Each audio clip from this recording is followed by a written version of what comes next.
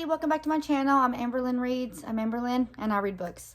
So today we're doing our very first Love It or Library review, and it's going to be on Alice by Christina Henry. This will be a spoiler-free review for the book, so if y'all want to pick it up, you can. So first off, as I've already said in a previous video, I rate books from 1 to 10. I don't do 1 to 5 because I just don't feel like that's enough room. I'm weird and I'm different, and that's okay. So first off, I gave this book about a 5 out of 10. The story in itself was interesting enough to follow. We'll get to the villains in just a second. The subject matter at times was a bit difficult, and if you are wanting remnants of Alice in Wonderland, this is not your book. I hated Alice in Wonderland. I gave that a 1 out of 10. It was nonsense. I felt like you could read the chapters out of order. I absolutely hated that book. So this one held my attention to get through it. With that being said, this will be a library. This is not a Love It. This is where we're not keeping this book. So the only really Alice in Wonderland-esque that you get is our main character's name is Alice. We have a bad guy that's named Rabbit, or a villain that's named Rabbit, a villain that is named Caterpillar. There's a Jabberwocky and the Walrus. And then I believe there's a little hint to Tea Party, but not much. So if you're wanting like an Alice in Wonderland retelling, this is not the book for you. So pretty much, we start off after Alice has gone down the rabbit hole and done her whole adventure. She's an adult now, and she's in an insane asylum, and she shares a wall with Hatcher, who's also in the insane asylum, and they have built a relationship through talking through the wall. She's never seen him. She may have seen part of him. I don't remember if there was a hole in the wall or not. Regardless, she doesn't really know what Hatcher looks like. And he has a dark past. He was a murderer in the past, but he is reformed, and he is the good guy. He is Alice's protector.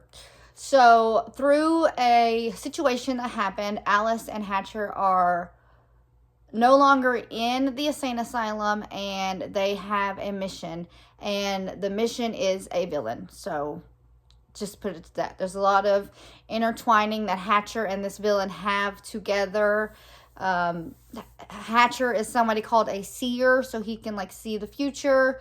And then he has a family member that's also a seer, so you get introduced to them. And all in all, the book was decent. The story was decent. My biggest complaint of the book was we had these 4 major villains. Like the Walrus was talked up. And our main villain was the Jabberwocky, which was he was like the final boss. But every villain was beaten so comic, too easy. Way too easy. I believe the Jabberwocky was beat in a couple of sentences. I was thinking maybe a whole page, but I don't even think it took a whole page to beat the big boss, the Jabberwocky.